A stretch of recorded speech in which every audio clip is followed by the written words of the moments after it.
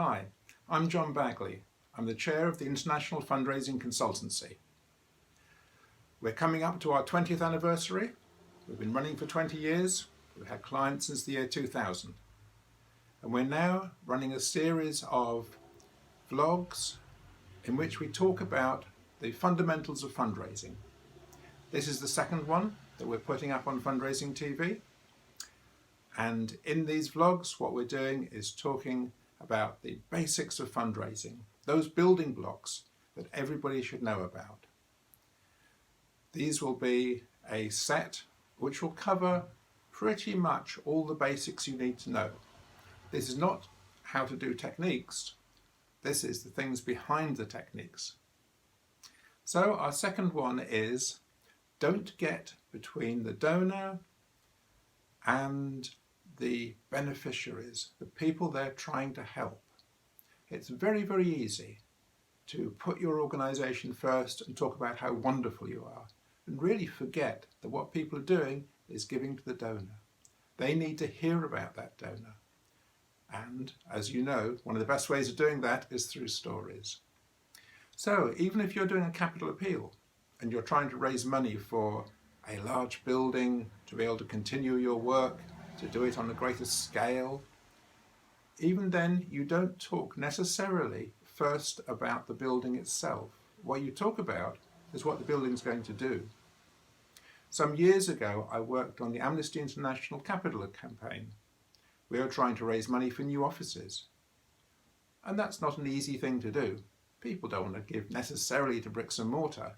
But when we began to talk about it as being a human rights centre, and later on it became a Human Rights Action Centre, it began to show what the building would do, how the building would help people.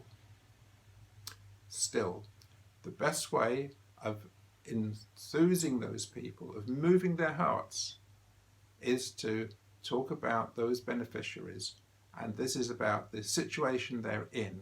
So that's what comes first, and that's the prime part of this talk. Don't forget, this is what you're going to do.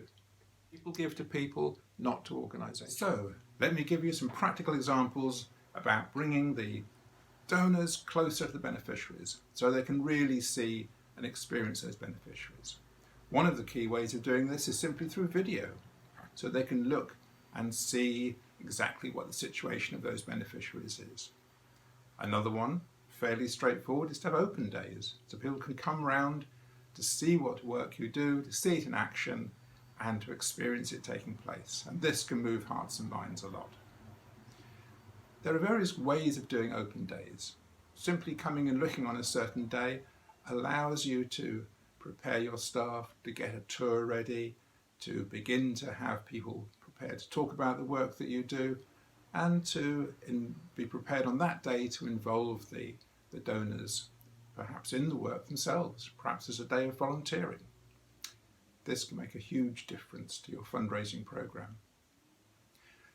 Another way is, in a similar vein, is to do a tour. If you can have work overseas and you can bring donors overseas, and especially rich and wealthy donors, that will really make a big difference. And those rich and wealthy donors can pay for the whole trip.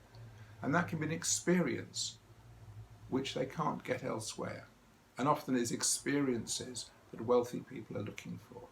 When they go on foreign holidays, they're looking for something that they can buy perhaps with their money, but which other people cannot. So it is something unique.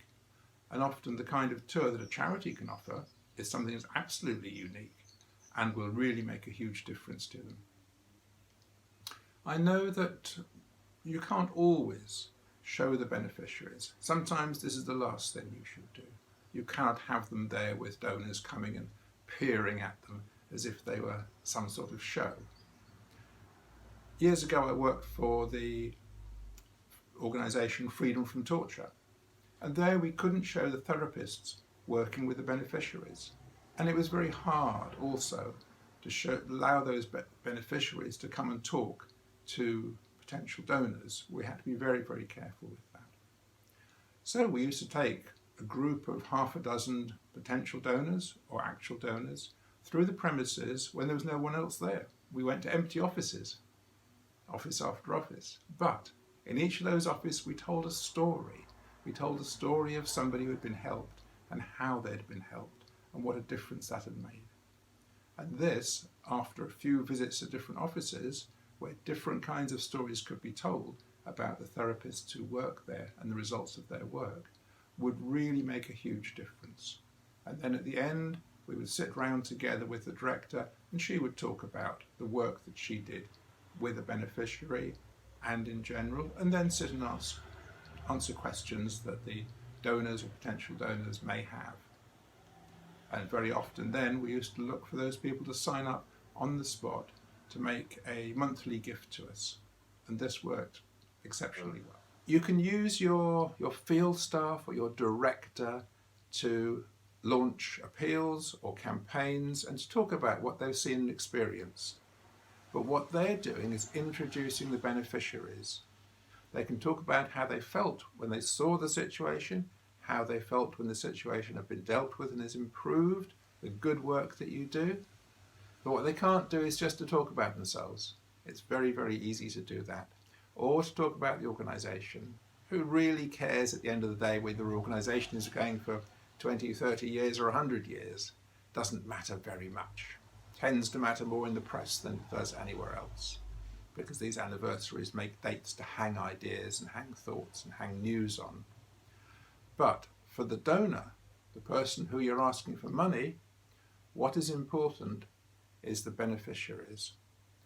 The history of your organisation is only important insofar as it touches their minds, their intellectual side, insofar as it performs good work. And so, as we said in the first part, you need definitely be doing that monitoring and evaluation of your work to be able to talk clearly and to actually know that what you're doing is a great thing to do. What you're doing works on the ground. It has impact on the ground. And it's that impact which will convince people that they've decided to give, yes, it is a good thing to do, to make that gift. It makes it much, much easier when they're talking to their friends and family and everybody else. Particularly important if you're dealing with wealthy people. Those people will be asking you about your organisation and they'll be looking to make a step up in the organisation. We'll come back later on in this series to raising money from wealthy people. We know how important it is. We've seen it with our clients around the world.